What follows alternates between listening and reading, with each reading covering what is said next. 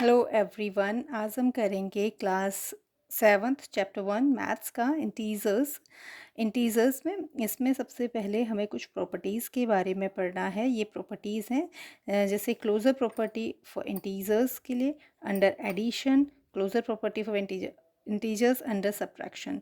अब आपके माइंड में क्वेश्चन होगा कि व्हाट आर इंटीजर्स, इंटीजर्स क्या होते हैं। इंटीजर्स आपके जितने भी होल नंबर्स होते हैं वो सारे इंटीजर्स होते हैं, like from zero to infinity. ये सारे आपके यानी कि 0 1 2 3 4 अप टू इन्फिनिटी जितने भी नंबर्स आएंगे वो सारे ही आपके इंटीजर्स हैं।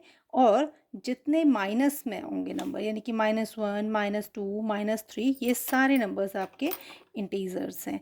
तो जब आप इंटीजर्स की हमने प्रॉपर्टी करनी है तो इंटीजर्स तो हमें समझ में आ गया कि इंटीजर्स क्या है, सारे होल नंबर्स हमारे इंटीजर्स होते हैं यानी कि 0 टू लेके इन्फिनिटी। और माइनस में जितने इनके काउंटर पार्ट्स होते हैं यानी कि -1 -2 -3 ये सारे आपके इंटीजर्स हैं।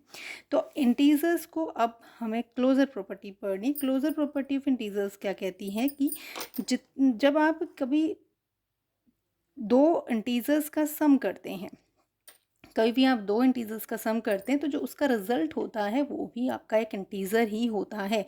जैसे कि -10 + 3, -10 में से +3 यानी इन दोनों का जब आप एडिशन करोगे तो आपको -7 मिलेगा। तो -7 आपका क्या है, एक इंटीजर है।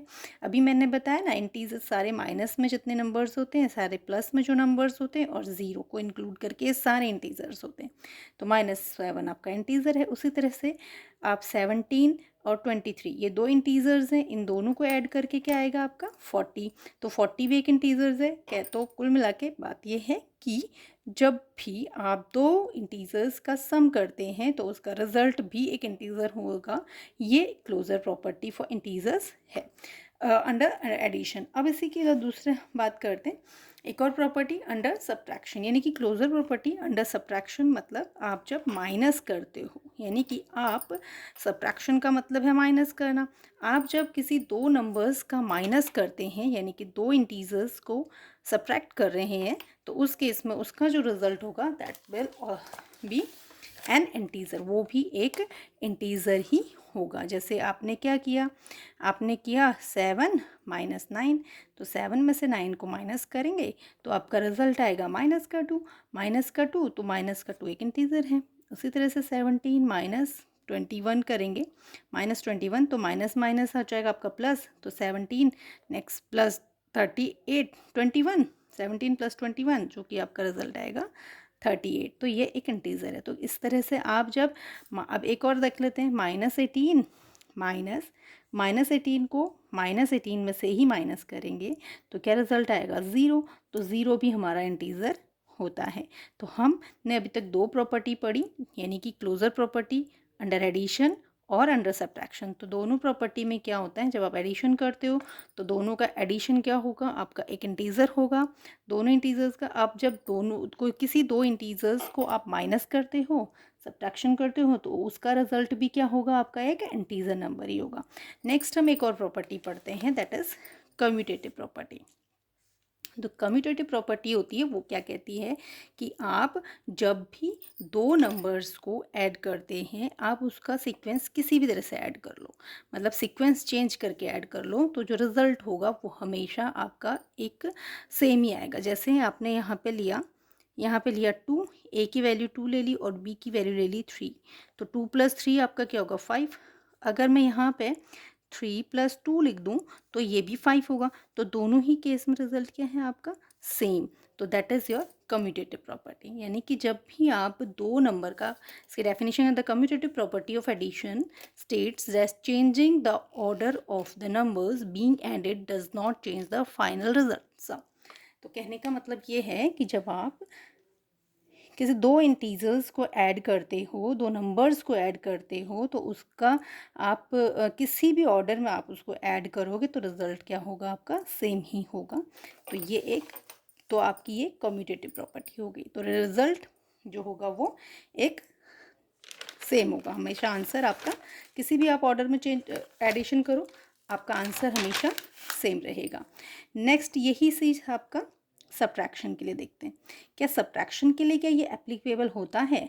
देखो, जब आप किसी दो इंटीजर्स का या किसी दो नंबर्स का सब्ट्रैक्शन करते हैं, कम्यूटेटिव प्रॉपर्टी उसमें क्या अप्लाई होती है, देखते हैं। जैसे मैंने यहाँ पे एग्जांपल लिया है 5 माइनस -3। 5 में से क्या माइनस किया मैंने, -3 को। अब मैंने इसका ऑर्डर चेंज कर दिया, -3 में से मैंने -3 में से मैंने माइनस किया 5 को। तो क्या रिजल्ट दोनों केस में सेम आता है? नहीं आ रहा है। क्यों? देखो यहाँ पे क्या होगा, -5 माइनस माइनस प्लस हो जाएगा। तो 5 + 3 ये तो 8 आ गया, तो ये तो प्लस का 8 आ गया। अब यहाँ पे क्या है, माइनस का 3, और यहाँ पे ये माइनस प्लस माइनस ही होगा, तो यानी कि -3 और -5 क्या होगा, माइनस का 8। तो आंसर आपका सेम नहीं है, एक आपका माइनस का 8 है और एक आपका प्लस का 8 है। तो इस केस में कम्यूटेटिव प्रॉपर्टी आपकी सब्ट्रैक्शन के लिए अप्लाई नहीं होती है, केवल एडिशन में ये अप्लाई होती है। ठीक है, नेक्स्ट एक और प्रॉपर्टी हम कर लेते हैं, that is your associative property. Associative property क्या होती है? एसोसिएटिव प्रॉपर्टी ऑफ एडिशन जो है उसमें आप जब दो या मतलब दो से ज़्यादा या तीन से ज़्यादा नंबर्स को ऐड करते हो और उनका अरेंज मतलब सीक्वेंस चेंज कर देते हो, किसी भी सीक्वेंस में आप उसको ऐड करते हो तीन नंबर्स को, तो उसका जो रिजल्ट होगा वो भी आपका सेम आएगा। तो एसोसिएटिव प्रॉपर्टी यहाँ पे एडिशन में अप्लाई होती है। यहाँ पे हमारे तीन या तीन से ज़्यादा नंबर्स होते हैं। जैसे ये किसी भी सीक्वेंस में हमने लिखा, पहले हमने लिखा ए प्लस बी प्लस सी, पहले बी प्लस सी को आपस में प्लस किया, फिर उसके साथ ए को प्लस किया। उसके बाद यहाँ पे ए प्लस बी को हमने पहले कर दिया और फिर सी को किया। तो इन दोनों ही केसेस में आंसर हमेशा सेम आएगा। जैसे यहाँ पे मैंने एक एग्जांपल में आपको बता रखा है, तो आंसर दोनों ही केसेस में आपका -9 आया है। That is all about your properties. Thank you. अगर वीडियो अच्छी लगती है और तो उसको लाइक शेयर सब्सक्राइब ज़रूर करें फॉर मोर वीडियोज़।